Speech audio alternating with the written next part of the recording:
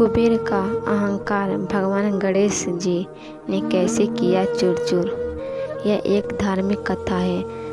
धन के देवता कुबेर तीनों लोगों में सबसे अमीर थे। एक दिन उनके मन में विचार आया कि उनके पास इतनी संपत्ति है, लेकिन देवलोक में कम ही लोगों को इनकी जानकारी है। इसीलिए उन्होंने अपने धन का प्रदर्शन करने के विचार में एक भव्य भोज का आयोजन करने की बात सोची। इस भोज में तीनों लोग में सभी देवी देवताओं को आमंत्रित किया गया। भगवान शिव कुबेर के इष्ट देवता थे, इसीलिए भगवान शिव का आशीर्वाद लेने कुबेर कैलाश गए और भगवान शिव से कहा, प्रभु, आज मैं सभी लोगों में सबसे ज़्यादा धनवान हूँ। यह सब आपकी कृपा से ये संभव हो पाया है।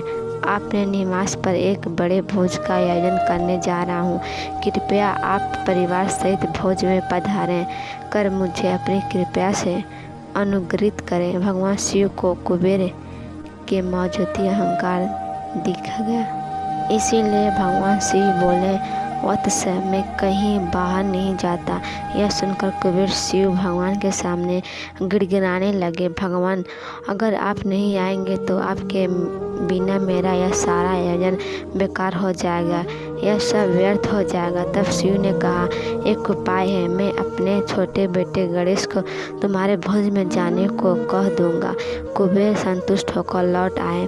नियम समय पर कुबेर ने अपने निवास में भव्य भोज का आयोजन किया। सभी लोगों के देवता असुर पहुंच चुके थे। अंत में भगवान गणेश भी आए। आते ही कुबेर से कहा, मुझको बहुत तेज भूख लगी हुई है, मेरे लिए जल्दी से भोजन ले आया जाए। कुबेर स्वयं उन्हें भोजन करने के लिए भोज से सजे कमरे में ले गए। सोने और चांदी थाली में भोजन परोसा गया। कुछ देर बाद ही परोसा गया सारा भोजन खत्म हो गया।